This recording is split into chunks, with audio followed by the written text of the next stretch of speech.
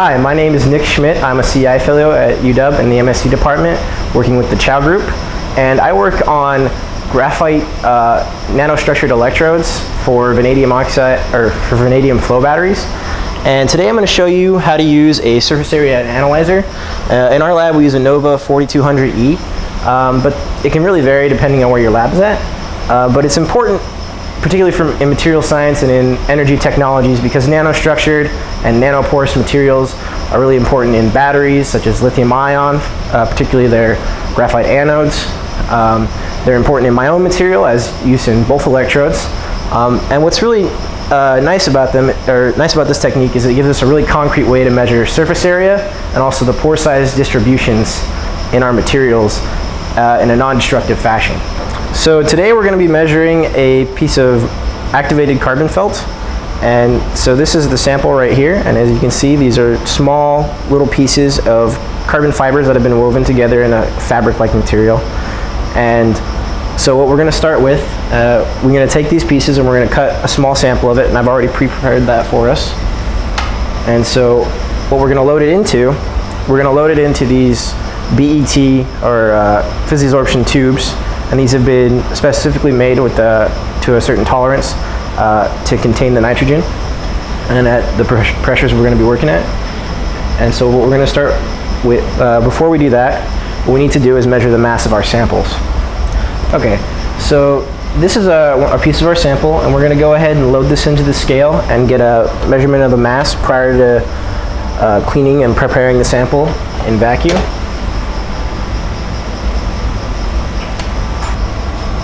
Okay. And now that we have our samples weighed out and we have the masses recorded, we're going to go ahead and load them into the BET tubes that I showed you earlier. And for carbon felts, this is pretty easy. So it's a fairly solid object. So what we can just do is just kind of take some tweezers and load it in. And it should drop right down, right in there. It should drop down right next to at the bottom of the tube. Now we're going to reload the sample into the other tube. It really helps if you have steady hands on here. As you can see, mine, maybe not so much. But we go ahead and shake it down until it gets towards the bottom of the tube. And now our samples are ready to be moved to the degasser to be cleaned and remove the contaminants. So we're going to go ahead and take these over to BET. So now we're going to set up our samples for degassing, and to do that we're going to use the left side of our surface area analyzer. And on the left side you'll see we have 4 ports here, and these 4 ports are used to hook up our sample tubes to either a vacuum or a cleaning or an inert gas flow. And then these heater pads right here are used to heat the sample. And the reason that's important is because combining it with heat and vacuum, we can remove the contaminants on the surface or any organics that might be covering it and get rid of them. So when you get rid of them, you open up the true surface area and you're only measuring your sample. And that's really important because if you don't do that critical step, you'll never really get an accurate measurement of your surface areas or your pores. So to do that, we're going to go into the control panel on the machine and we're going to hit escape. We're going to go press number 3 to go to control panel, and we're going to go to degas options, which is number 2 on this machine. And then it's going to ask us, do you want to load a degasser? And we go ahead and click 1, yes, we would like to deload it. Now there's 2 options, like I mentioned. You can do what's known as a vacuum degas, where you just lower the pressure to about 0.1 millitorr, or you can use a flow degas, which will pump a heated inert gas to remove those molecules off. We're going to go with the vacuum degas since we shouldn't have that much contaminants in the first place, and it should work for us just fine. Now the machine is going to set up the degasser. It's going to set it up to proper pressure, and then it's going to tell us when it's ready for us to load it up. Okay. It's telling us to remove the sample plugs. So we go ahead and we're going to remove 2 of these sample plugs. And these are just stainless steel plugs that are there to keep this port clean and keep the system from getting out of calibration. Now we're going to load our tubes into the degasser. And so we just kind of load it up, and inside of these ports is a small O-ring. And that O-ring was what's going to create our seal for our vacuum. So we just kind of slightly and lightly push up, and then we screw the port in. We load our sample in. And we'll do the same thing for this sample.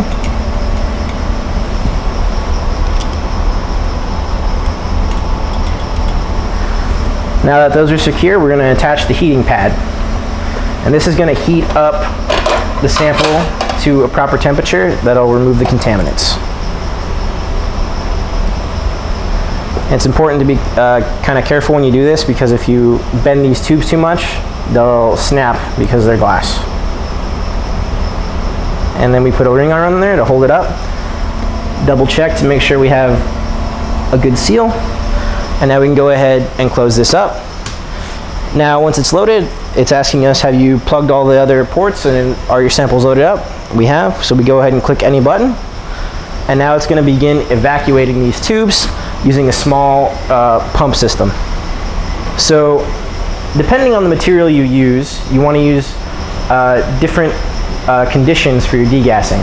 So since we're doing a carbon material, conditions for that will be we'll heat it up to about 300 degrees at the vacuum level, and then we'll hold it there for approximately 6 hours.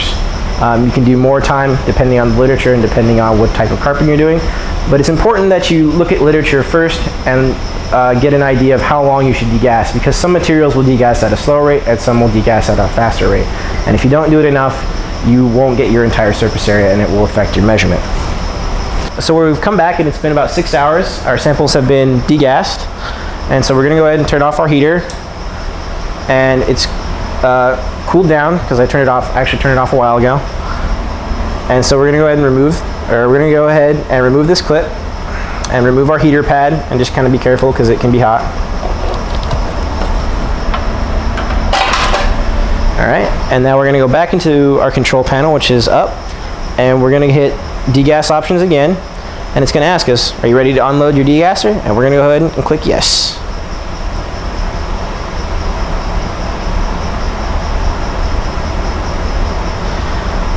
And now it's going back, and you can see, it might be difficult to see, but it's pressurizing the system right now and bringing it back up to atmospheric pressure.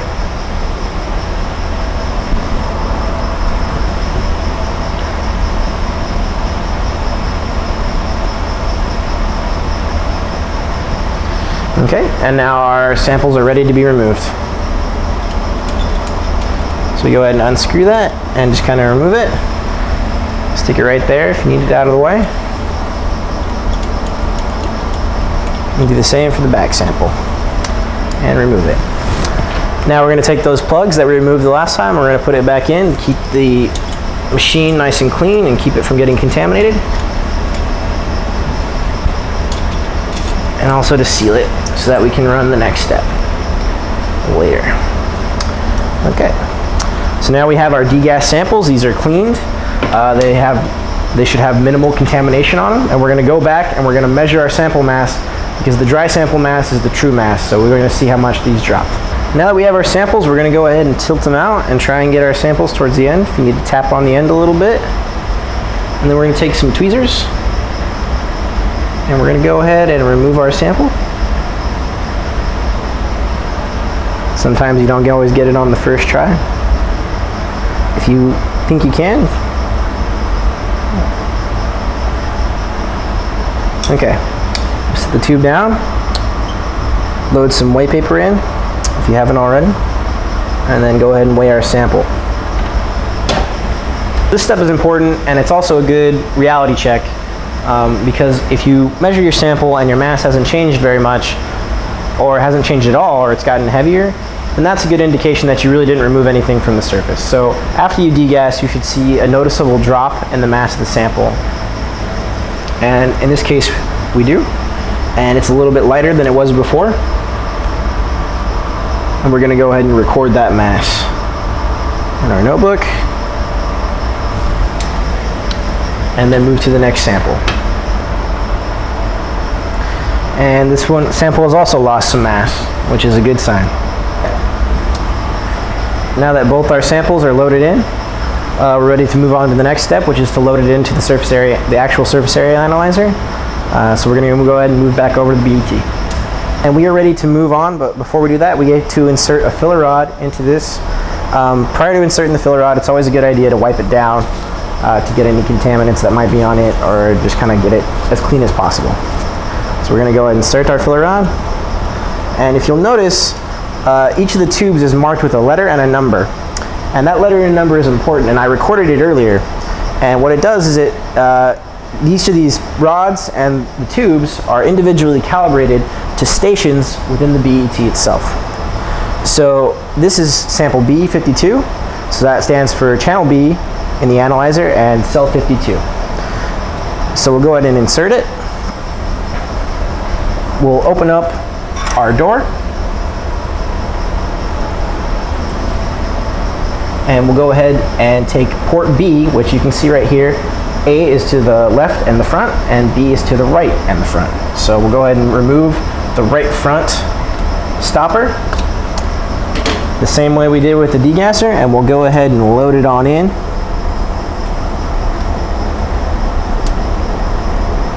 Making decent contact, and then steadying it and tightening it up. And now we'll repeat that process for tube A71.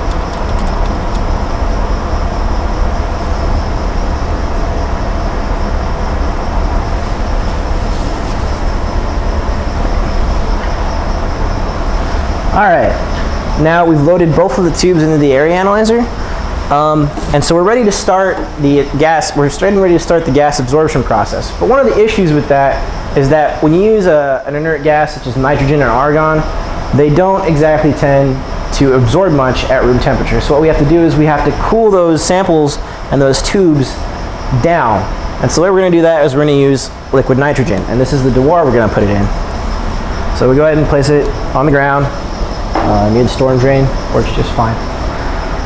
For this, you want to make sure that you wear some protective equipment because it's so cold it can burn you.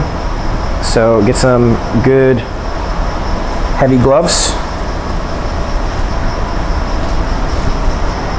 And you're going to need about a liter of liquid nitrogen, which we have right here. So this has a nice little opening for pouring, so we're going to go ahead and just slowly pour our liquid nitrogen, and it's going to make some nice gas for us.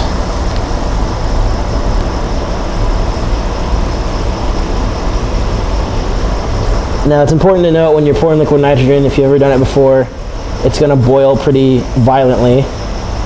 So once you get towards the top, you want to go ahead and stop and give the door a second to cool down on the inside so that it doesn't boil so bad.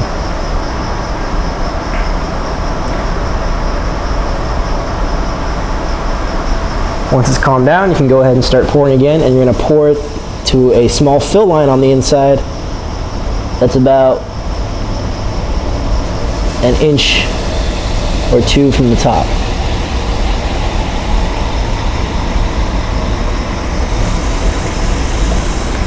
Okay. Go ahead and close that up. And now we're going to load the drawer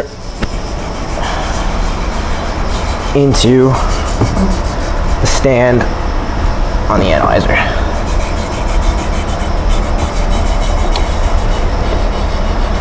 Okay. Now that we have that loaded, we need to be careful, and so we need to load the top in. Now this may be different on a different analyzer if you're at a different lab, but our analyzer kind of has some trouble loading this directly. So what we like to do is we like to load our tube right on top, or onto the tubes prior to, and then just hold it in place with a small piece of plastic. Go ahead and close the door, move our gloves out of the way, and now the analyzer is set up and ready to be run. And so we'll go ahead and move to that. Okay, so now that we've loaded the surface analyzer with liquid nitrogen in the dewar and we've loaded our samples in, we're ready to start setting it up to run the gas absorption process. So the way we're going to do that is we open this program called NovaWin and we go into the operation tab. So we're going to go in and we're going to start an analysis. And the machine has already been calibrated a while ago, so it's good to go. And now we're going to go into what's called, we set up the thermal delay, which is how long we want the sample to be immersed prior to doing that, and about 180 seconds or 3 minutes is plenty of time. And the evacuation cross pressure is about 0 millimeters of hydrogen. So now we're going to go into stations, and what station stands for is those individually calibrated channels that I was talking about earlier. And so we have, in the BT, we have sample or channels A and channels B, or stations A and stations B loaded. So we want to make sure that those are the only ones selected. And right here on the sample tab, we have all the relevant information for our test, what we want to save it as, a description, an ID. And we're going to go ahead and edit that to reflect our sample.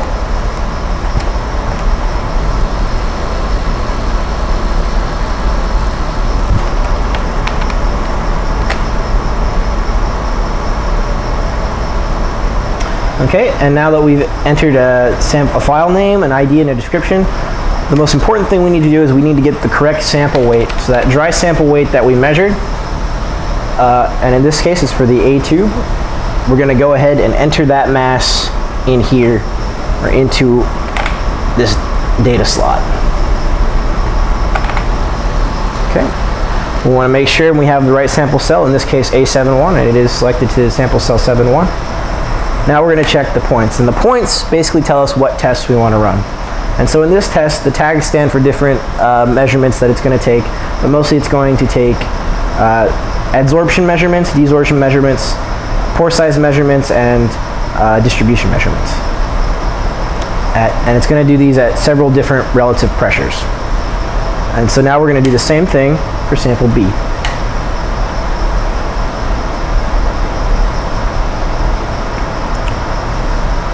And so we go ahead and we run through, change our names.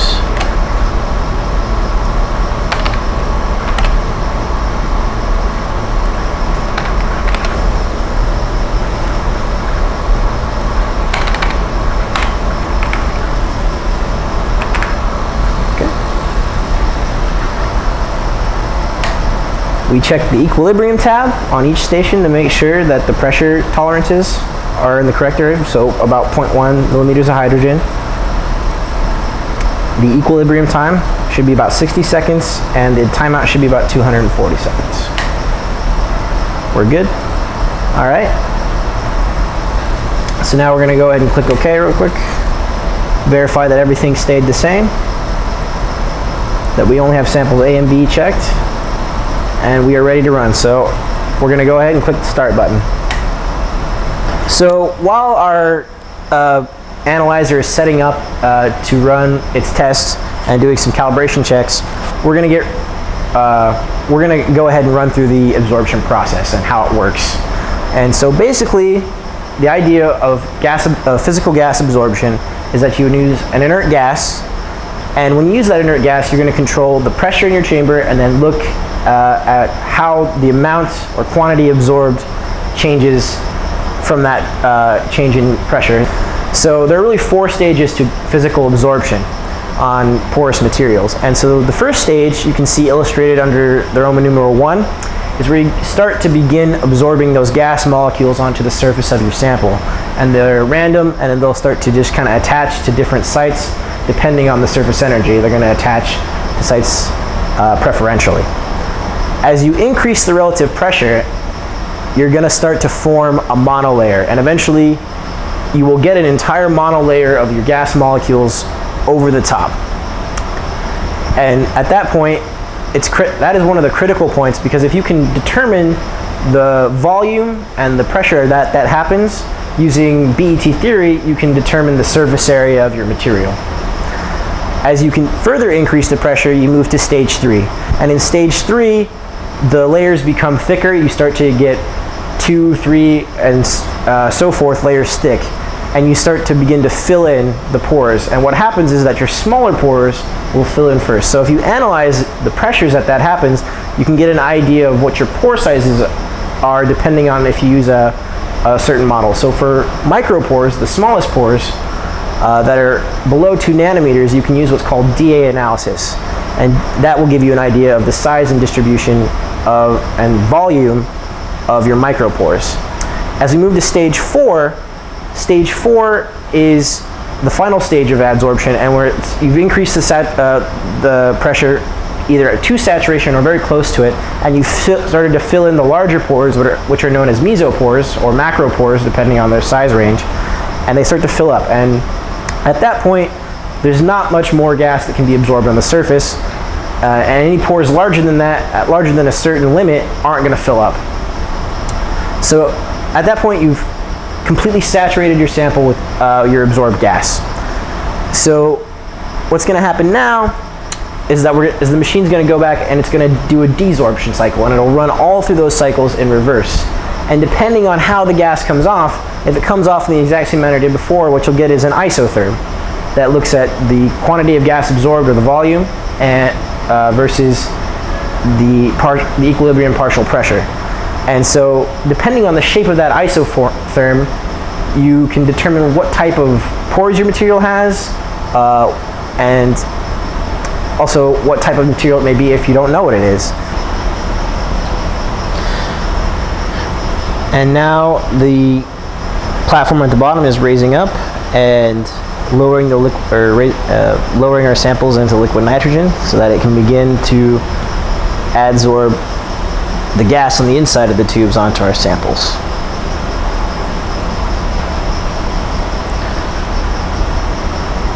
Once it's calmed down, it's always a good idea to open this up and just check and make sure that the top of the lid is securely fastened onto our door so that we don't lose liquid nitrogen over time.